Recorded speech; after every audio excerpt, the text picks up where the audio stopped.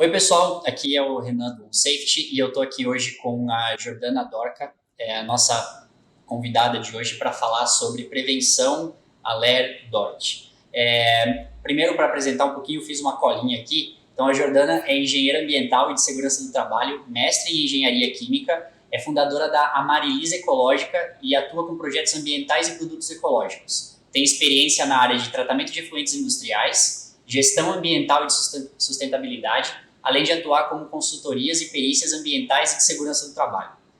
Com esse seu currículo maravilhoso e vasto, seja bem-vinda, Jordana. Muito obrigado pela participação aqui com a gente. E, bom, primeiro eu queria que você contasse um pouquinho para a gente de onde vem a segurança do trabalho na sua vida, como que você entrou nesse mundo e como está sendo a sua jornada até então na segurança do trabalho e também onde você entrou na ergonomia em alguns momentos e experiências suas com o Aller-Dort também. Boa tarde a todos, é um prazer estar aqui para falar um pouquinho para vocês sobre segurança do trabalho e ergonomia. A parte de segurança do trabalho, eu comecei a me interessar quando eu finalizei a faculdade. Eu precisava fazer uma pós-graduação e eu achei essa uma área interessante, né, com bastante campo, e o Brasil também tem muito que desenvolver nessa área ainda, né? Nós somos, acho que é o quarto país, né, que mais tem acidentes do trabalho no mundo. Então, a nossa legislação é muito boa, só que ela precisa ser aplicada. Quando eu estava fazendo a pós, eu trabalhei numa empresa onde eu era coordenadora de qualidade e era responsável pela CIPA também da empresa. Então, eu cuidava de toda essa parte de segurança, tentava implantar alguma coisa de ergonomia, mas cada empresa tem o seu jeito de tocar, né? Legal. E nessa, assim, na sua jornada acadêmica, né, de segurança do trabalho, como que você percebe hoje a absorção desse conteúdo e a relevância disso visto pelo aluno, né? Eu acho que uma coisa que a gente vê muito hoje é que tem pouca segurança do trabalho sendo ensinada, né? Em alguns cursos existe isso. Na época que eu me formei em engenharia, não se falava muito de segurança do trabalho. Hoje já mudou um pouco, né? Como é que você percebe esse entendimento da importância da segurança do trabalho para o aluno, né? Sim, bom, quando eu estudei também, o que a gente via era só o professor, ou a maioria das vezes tinha uma disciplina de segurança do trabalho, e só que ela não era integrada, né, durante o curso, assim, as demais disciplinas, né? A gente via mais só as questões das NRs, tal, que existiam. Hoje, né, quando a gente fala de segurança do trabalho, principalmente para engenharia, quando a gente está formando engenheiros, né, seja de qualquer área que for, tem que se levar em conta que isso vai fazer parte da rotina dele, do dia a dia. Que não é uma disciplina que vai pegar ali por uma caixinha e nunca mais vai usar na vida, né? Ele vai usar sim, porque quando ele chegar se ele for trabalhar autônomo ou numa empresa, a primeira coisa que, se ele for trabalhar na empresa, que ele vai receber vai ser um treinamento de segurança, né? Quais são as normas de segurança da empresa, da indústria, enfim. Se ele for autônomo e ele for ter uma equipe ou coisas do tipo, né? Ele tem que ter a segurança dele na hora de estar em campo, fazendo as atividades dele, e também da equipe que ele está coordenando, né? Porque a responsabilidade recai sobre ele. Então, pelo menos quando eu dei a disciplina, né, tratava disso com os alunos, tentava integrar isso na rotina de cada engenharia, né? Que isso vai fazer parte da vida deles. Legal. E assim, entrando mais no assunto aqui de Aller-Dort, né? Primeiro, para contextualizar a definição de Aller e Dort, né? E também eu gostaria que você falasse um pouquinho sobre a diferença dos termos, né? Porque nós temos dois termos. Era-se usado mais Aller, hoje usa mais Dort por causa do trabalho e tal. Queria que você falasse um pouquinho sobre essa diferença desses dois termos e o que seria Aller-Dort. Bom, Aller é lesão por esforço repetitivo, e DORT são distúrbios osteomusculares relacionados ao trabalho. É um nome mais complexo. Complexo de falar, né? Bom, essas duas definições, elas são que podem ocasionar, né, doenças ocupacionais nos trabalhadores, mas a LER não necessariamente é resultado de uma doença ocupacional, relacionada ao trabalho. Por exemplo, um atleta, uma pessoa que faz corrida ou que levanta peso, ela pode ter uma lesão por esforço repetitivo, e isso não está relacionado ao trabalho.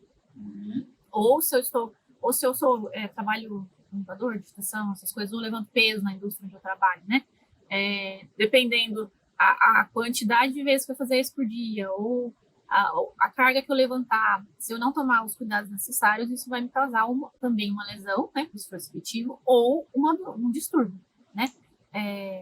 Só que a LER não está necessariamente ligada ao trabalho. A DORT, sim. Então, Certo. se eu tiver algum... nesse caso, a doença está diretamente relacionada à atividade laboral. A LER, não. Então, a gente pode... Quando vai se fazer a consulta ou a perícia, né, em relação àquele trabalhador que está com essa doença, tem que ter o nexo causal. O que é o nexo causal? A gente fala. A doença tem que ter como causa a atividade laboral. Tem que ficar comprovado isso para que seja uma DORT. Certo. E aí, se você conseguir atribuir isso a uma atividade, você caracteriza ela como DORT, senão ela pode ser simplesmente uma LER, né? E aí você precisa encontrar a causa. Então, essa é o principal ponto. As empresas têm muita dificuldade hoje até mesmo em diferenciar isso, porque eu vou dar um exemplo. O meu caso aqui, a minha atividade laboral é ficar no computador o dia todo. Tem muita gente que faz isso. Muita gente, inclusive agora por causa de home office, está ficando, né, também no computador e em casa. E aí, quando eu estou em casa, no meu horário de descanso, algumas horas eu também estou no computador, né? E aí, como que a empresa consegue se resguardar primeiro? E como que ela consegue fazer essa diferenciação de que esse problema ele foi causado por causa da minha atividade mesmo, ou ele pode ter sido causado na minha hora de lazer, ou de qualquer outra atividade que eu tenha feito e pode ter ocasionado essa lesão? Ações aqui basicamente não são muito complexas. A primeira coisa é fazer os exames de saúde no trabalhador no momento da admissão e fazer os exames periódicos e em troca de funções. Então, ela vai ter um histórico médico, né, desse trabalhador, então ela já se resguarda caso. Quem sabe que também tem pessoas que agem de má fé, né? Os dois lados, tanto do trabalhador quanto do empregador. E também em relação às medidas preventivas dentro da própria empresa, né? Em relação ao dia a dia do trabalho, como implantar a ginástica laboral, ter programas de alongamento, que promovam a saúde do trabalhador em relação à ergonomia e reduzam esses riscos, né? De ocorrer esse tipo de doença. Caso, por exemplo, a empresa, que quando acontece esse tipo de situação, se ela tomou essas medidas preventivas, vai ficar mais fácil dela comprovar que aquela doença não está relacionada ao trabalho, do que se ela não tiver nada. Se ela não tiver nada, provavelmente vai perder a causa, vai acabar caindo, vai ter que pagar a indenização para o trabalhador. É um resguardo. Não quer dizer que ela não possa sofrer um processo, né, trabalhista em relação a isso, né? Mas resguarda. Dificulta no caso de forma fraude, ou a pessoa só quer pegar dinheiro em cima da empresa. Né? Entendi. Você comentou sobre a ginástica laboral e metodologias, né, formas de você evitar, né? Acho que a mais conhecida seria a ginástica laboral. A minha dúvida aqui, a empresa ela pode aplicar ou pode fazer isso como uma forma assim, por conta própria, ou é necessário ou ideal, ou é pedido pela lei que isso seja feito por um profissional habilitado, um fisioterapeuta, um profissional de segurança do trabalho? Não, a empresa, assim, quando eu converso com empresários, eu falo assim, quando tem empresa de todos os portos, né, tem gente que tem condição e tem empresa que não. Se você tem condição de contratar um serviço do Senai ou um serviço de um curso de educação física, um profissional da área, para estar gerindo isso para você, promovendo isso dentro da empresa, é legal. A empresa que eu trabalhava, ela tinha uma parceria com o Senai, e aí tinha um desconto para a empresa, e daí iam profissionais de educação física fazer essa ginástica 3 vezes por semana para a gente lá.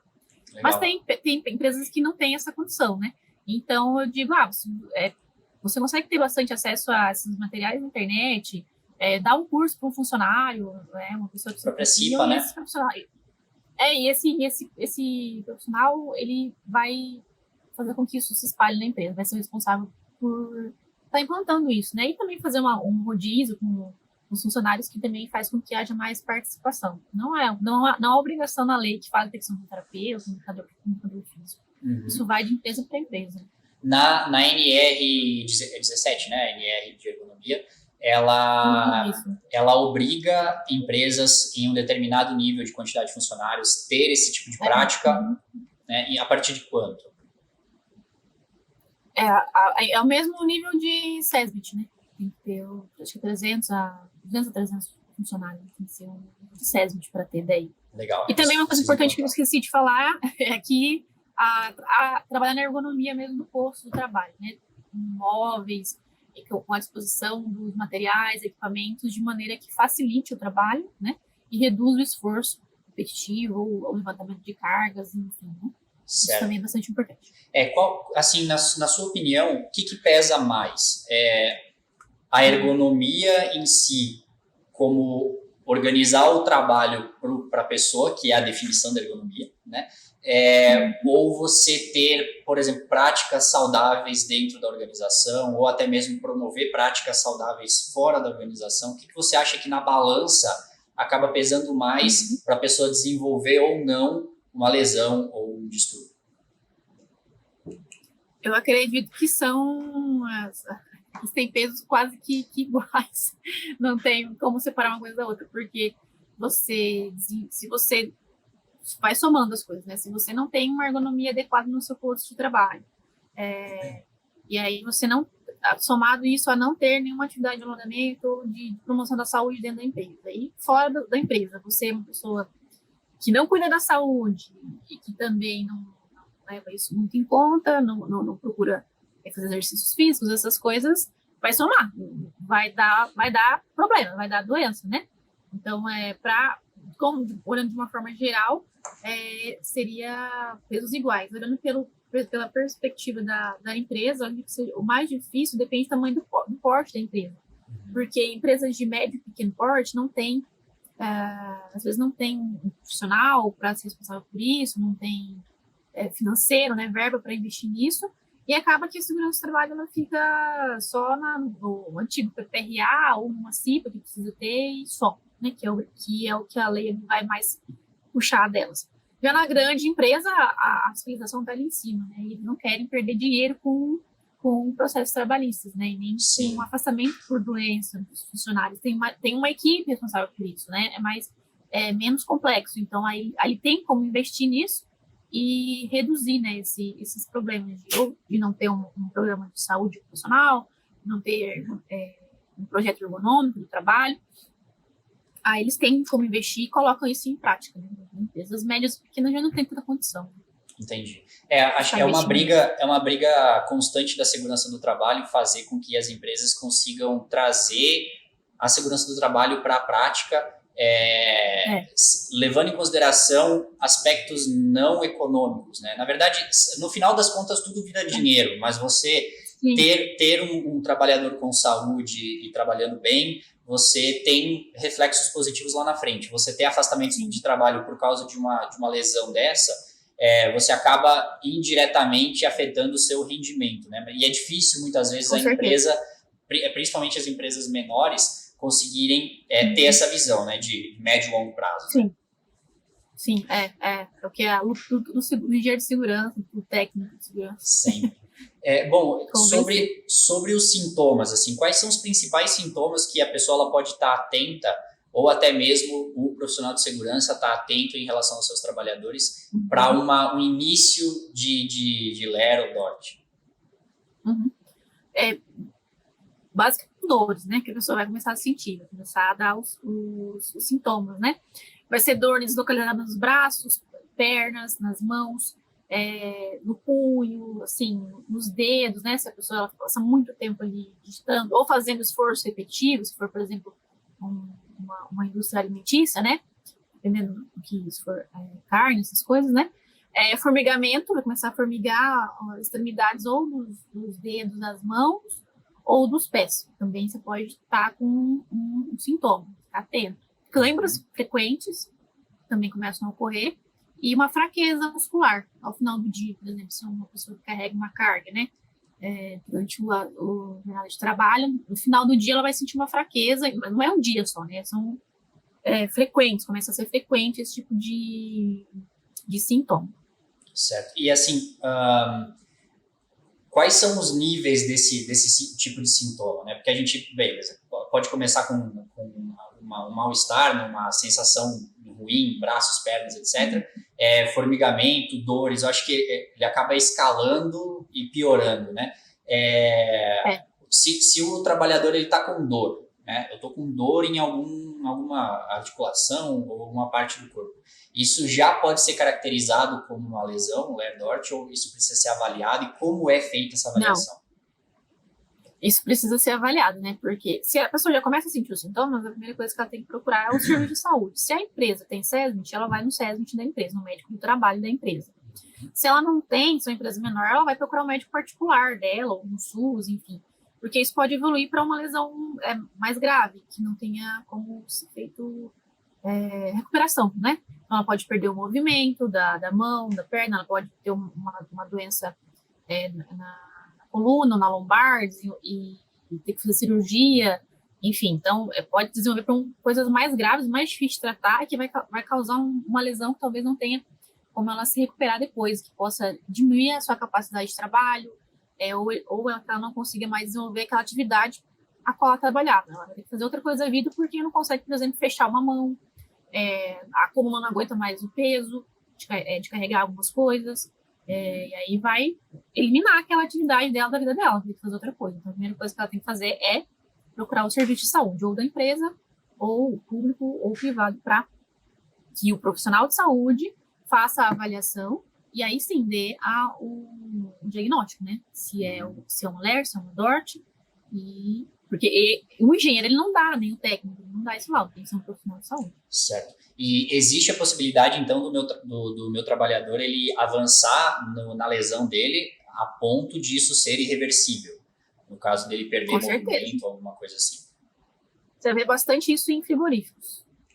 Qual que é a lesão mais comum? A lesão mais comum é a perda, por exemplo, desse movimento de pinça aqui. A pessoa não consegue mais fazer. Ela fica trava. Nossa, não consigo. Porque ela tá. Você pensa na linha de produção lá de um. Ela mexe. Seja frango, é isso aqui, né? O dia inteiro. Tá cortando ali, né? Então, ou ela perde o movimento de punho, ou ela perde o movimento de pinça. Não consegue mais. E a dor é horrível. Nossa. Você leva pro resto da vida. E o afastamento, assim, existem muitos casos de afastamento por Layne-Dort em locais que são... Porque, assim, a gente está pegando um exemplo crítico, né? O exemplo do frigorífico, eu acho que é bastante crítico. Mas existem muitos casos de afastamento em trabalhos mais simples, por exemplo. Vamos supor o trabalho de escritório mesmo, né? Acontece bastante de ter afastamento ou perda de movimento por causa de atividades em escritório? Bancários sofriam, não sei hoje como é que tá, mas até uns anos atrás eles sofriam bastante. Você conversar com um bancário antigo, você chegar no caixa e trocar ideia com ele vai te falar de uns colegas que se afastaram por esforço repetitivo de movimentação e digitação, né? Entendi. Sim, ocorre. Mas aí é que antigamente também não se falava muito nisso, né? Então hoje eu acredito que as pessoas procuram mais, né, o serviço de saúde, não espero, né, que não deixe a coisa agravar. Se deixar agravar, vai ser pior para tratar. Uhum. E assim, dentro das organizações, o que é mais comum? O trabalhador chegar até a equipe de saúde, etc., e reclamar de dor? Ou existe alguma ação preventiva ou ação proativa que a equipe de segurança, o SESMIT, ou até mesmo uma assessoria, se for o caso, faz dentro da organização para tentar identificar e antever esse tipo de problema? Então, aí depende do porte da empresa também. Se for uma empresa de pequeno e médio porte, normalmente ele vai reclamar com o colega. Ele não vai falar pro chefe que tá com dor. Porque o chefe, ele vai ficar com medo, né? Falar, o chefe vai me demitir, ou sei lá, tá achando que eu tô fazendo corpo mole. Uhum. Ele não vai falar pro chefe que tá com dor. Certo. Ele vai falar pra um colega e provavelmente vai procurar algum serviço de saúde para ver o que está acontecendo. Na empresa de grande porte, aí tem um médico do trabalho, né, que pode atender dentro da empresa. Aí sim o trabalhador vai lá e tem com quem falar, eu tô com dor. E aí, para que ocorra um tratamento, né, um diagnóstico daquilo que está acontecendo. Uma possível prevenção. Tem como a equipe de segurança, sim, se fazer um esquema preventivo, né? ela está buscando fazer consultas mesmo por exemplo, a cada 3 meses ou a cada 6 meses, com equipes em que ela observa em que, de acordo com a atividade que é desenvolvida, em que pode ocorrer maior número de lesões. Não vai fazer isso na empresa inteira, né? Porque dá 400, 500 mil funcionários, né? Então é mais complexo. Mas onde eu sei que as atividades podem ter uma porcentagem maior de ocorrer a LER ou a DORT, aí eu faço pontos focais de controle. Tem como, mas não sei te falar se isso é feito dentro das empresas, mas é possível de trabalhar assim também. Existe talvez algum exame clínico que pode ser feito como um exame ocupacional periódico para esse tipo de identificação ou não? Sim, tem os exames específicos, mas como eu não sou profissional da saúde, eu não sei te falar quais são esses exames, né? Não sou médico nem enfermeira do trabalho. Mas tem os exames, sim. Até quando você vai, por exemplo, se você pede um afastamento, né, da empresa, vai para no INSS, o médico perito, né, ele vai fazer os exames específicos para isso, né? Dependendo da lesão também, né, tem que fazer alguns exames de imagem, tomografia, enfim. Aí tem que ser o profissional da saúde que vai indicar qual o tipo de exame. Entendi. A equipe de engenharia não indica. Certo. E, bom, agora, nesse último ano, a gente teve um aumento significativo de trabalhos em home office, né? Você está em home office, pelo jeito. Eu trabalhei muito tempo em casa, agora eu voltei, mas eu voltei sozinho, tá vendo que tá todo mundo, ninguém tá aqui. Não tem ninguém. Tá todo mundo trabalhando de casa. Eu venho por conveniência, mas tô só eu aqui mesmo. E assim, por causa desse trabalho em home office, a gente acabou agravando problemas, antecipando problemas e gerando novos problemas, né? Assim, para começar, qual que é o principal desafio das organizações e do SESMIT e da ergonomia para tratar problemas ergonômicos com os trabalhadores não estando por perto, né? Como que isso é feito? Como é que dá para resolver esse negócio? Bom, a primeira coisa que a gente tem que pensar é que quando a gente está em casa, o trabalhador ele já dá uma aliviada. Eu posso estar trabalhando, eu vou estar no meu posto de trabalho, não tenho uma cadeira, uma mesa, né? Posso até ter, mas às vezes, eu vou trabalhar na cama, não, eu vou trabalhar no sofá. Aí eu sento de uma maneira ergonomicamente correta? Não, né? Eu tô relaxado, né? Então isso aí já começa aí, né? A gente está em casa, está na zona de conforto. E aí dificulta para o SESMIT ou para a segurança do trabalho da empresa tá fazendo com que a ergonomia seja cuidada, vamos dizer assim, seja levada a sério ali naquele posto. Mas pela CLT, a empresa ela é responsável, independente. Certo.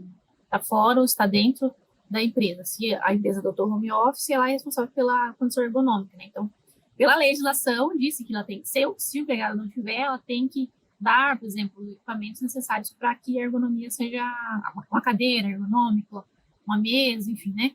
Para que o trabalhador tenha condições de saúde e dentro de casa para exercer a função. Então, pela CLT, ela é responsável.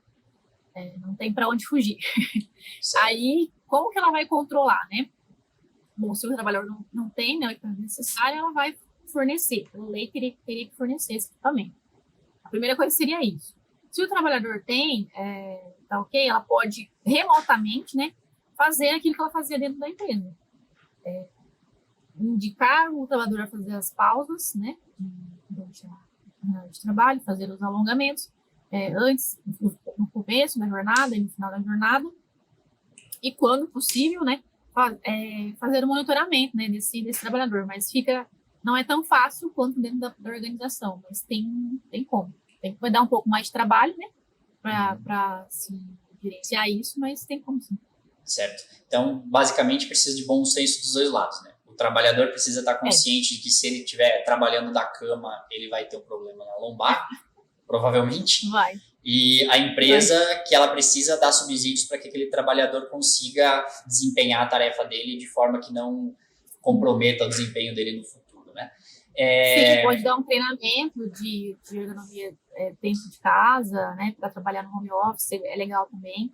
Não são medidas muito complexas, são coisas simples, assim, né, mas que podem ser passadas para esses colaboradores. Além de se posicionar certo, ter mobiliário ergonômico, né, ou pelo menos adequado, né? Quais são os cuidados, então, que a gente conseguiria tomar em casa para, primeiro, saber que está ok, que a gente não vai ter esse problema, porque geralmente esses problemas eles acontecem em médio e longo prazo, né? Você vai... não é logo, assim. Às vezes acontece de você dar aquela travada, né, na coluna, mas não é tão comum, né? O que a gente poderia fazer no dia a dia para tentar identificar essas posturas erradas, essas coisas erradas, e tentar, ou até mesmo exercícios e coisas que a gente poderia fazer em casa para melhorar? Bom, a primeira coisa é você observar a sua postura, né? Você vai trabalhar sentado, né, no home office. Então, tem que estar sentada com a coluna reta, os ombros têm que estar bem alinhados, né? O cotovelo tem que estar na altura da mesa, né? Você vai estar mexendo ali no mouse, não pode ficar muito para baixo, nem muito para cima, inclinado, né? O teclado tem que ficar diretamente na sua frente, não pode ficar inclinado, né? Às vezes a gente deixa o teclado inclinado. O visor do computador tem que estar na sua linha a tela, né, no caso. Tem que estar na sua linha de visão. Então, você não pode ficar abaixado, tem que estar assim, né? Para conseguir ver a tela. Procurar trabalhar num ambiente claro, para não forçar a sua visão. E as pernas. Se você tiver, né, condição de comprar aquele apoio, né, para a sua perna ficar 30 graus, né? 30 graus. O pé ficar inclinado, não ficar assim, 90 graus. Também, ou colocar uma caixa de sapato, não sei, né? Se não tiver, né, equipamento adequado, para que a sua perna não fique forçando, né? E lembrar de fazer as pausas, tá? Se começou a incomodar 1 hora, 2 horas que você tá ali né, mexendo, levanta um pouquinho, vai tomar uma água, alonga um pouco o pescoço, a coluna, lembrar sempre, né? Os braços, as pernas, dar uma mexidinha, né? Então, não ficar muito tempo naquela mesma posição para exercer aquela atividade. E o básico, né? Que a gente não leva muito a sério, que é fazer exercício físico, pelo menos 30 minutos por umas 3 vezes na semana, né? Uma caminhadinha, né? Porque o sedentarismo, ele agrava muito as doenças de lesão, né? Por esforço repetitivo ou a dor, porque o corpo, ele não tem nenhum tipo de resistência a quase nada, né? Porque não se movimenta, né? Tá? Daí é mais fácil a pessoa ficar mesmo. Imagina você ficar 8 horas... Aí uma curiosidade, durante a pandemia, o brasileiro, 60% da população brasileira ficou, né, está, né, sedentária. Não está praticando nenhuma atividade física. Então piorou, a gente já não era muito bom nisso, agora piorou. Então, algumas pessoas usam isso como desculpa. Eu acho que dá para fazer alguma coisa, nem que seja em casa, se você não puder sair. Apesar de que hoje já está mais tranquilo, dá para sair, coloca máscara e dá uma caminhada na rua, é até tranquilo, né? A gente teve um período pequeno que não dava para fazer nada, né? Que tava lockdown e tal. Mas dá para voltar já, pessoal. Vocês não precisam ficar sedentários em casa. Dá para você pegar no YouTube lá e fazer em casa mesmo. Dá, sei lá, num colchonete ou até mesmo no tapete de casa fazer alguma coisa, andar na rua na sua vizinhança, né? E sobre posição de tela, né? Eu acho que eu sempre faço isso, eu comento com o pessoal aqui da empresa, que a gente usa muito notebook. E o notebook, o normal dele é ficar embaixo. Se ele fica embaixo, a sua visão, ela fica... Você fica olhando para baixo. Com o tempo, começa a doer muito o pescoço. Não tem condições de você trabalhar o dia todo com o notebook. Pega um livros, empilha livros, caixas de sapato, coloca embaixo, compra um teclado que custa 30, 40 reais e um mouse que provavelmente você já deve ter e usa isso acoplado no seu notebook e usa, né, o notebook alto. Aquela caixinha que dá para ver aqui, ó, essa caixinha aqui, é uma caixinha que eu uso para colocar o notebook em cima. Né? A gente tem algumas aqui que é uma caixinha de madeira, né? Coloca o notebook, tem o teclado e o mouse. Então já ajuda bastante. Para quem tem desktop, tem que subir o monitor também, não tem jeito, né? Geralmente o monitor é um pouco mais alto, mas... Quem você falou do teclado, né? Tem eu uso, né, aqui em casa. Tem um adaptadorzinho que você compra, custa acho que 20 reais, 30 reais, que você coloca o notebook e regula a altura dele, né? Aí ele fica inclinado e daí você consegue regular a altura da tela. Né? Também. Simples de usar, né? Se não tiver como comprar, aí coloca o livro, essas coisas. Isso aí também ajuda. Tem muitas coisas simples que dá para fazer, que ajuda bastante. A pessoa só tem que estar atenta, né? Se ela percebe que aquilo usou, sei lá, 8 horas no dia e sentiu um negocinho assim no pescoço. Imagina 30 dias ou 20 e poucos dias no mês. Assim, a gente já está há um ano, vai fechar um ano agora, dia 18 de março, que a gente está em home office, né? Então, não dá para ficar assim. Não é um negócio que vai acabar logo, né? A gente, claro, agora com vacina o negócio vai acelerar um pouquinho, mas a gente ainda precisa trabalhar muito nesse sentido. E quando voltar para o escritório, essas coisas precisam ser consideradas também, né? Sempre. Sim. Bom, você já comentou sobre sinais aqui, dores, formigamento. Então, a ideia aqui é que se você sentir qualquer um desses sintomas, conversa com o pessoal de saúde responsável da empresa, se não tiver, com seu chefe, né? Que outras possibilidades você teria, né? Então, acho que a comunicação é sempre interessante aqui e sempre tem que levar isso em conta, porque você acaba prejudicando você mesmo, né? E não só a empresa. O maior prejudicado vai ser você, porque caso você tenha uma lesão que não tenha reversão ou uma lesão de difícil tratamento, a empresa provavelmente não vai ficar com você. Você vai ser substituído. E a doença vai ficar para você cuidar. Então, você tem que pensar primeiro na sua saúde. Exatamente. E assim, é mais fácil tratar quando o negócio está no começo, né? Como tudo relacionado à saúde. Qualquer doença. Você consegue um tratamento e uma correção e até uma solução muito mais rápida se você conseguir identificar isso com facilidade, né? Porque o ideal, né, é a prevenção, né? Para que não ocorra. Perfeitamente, exatamente. Bom, muito obrigado de novo pelo nosso papo. Eu queria que você desse algumas considerações finais aqui para o pessoal.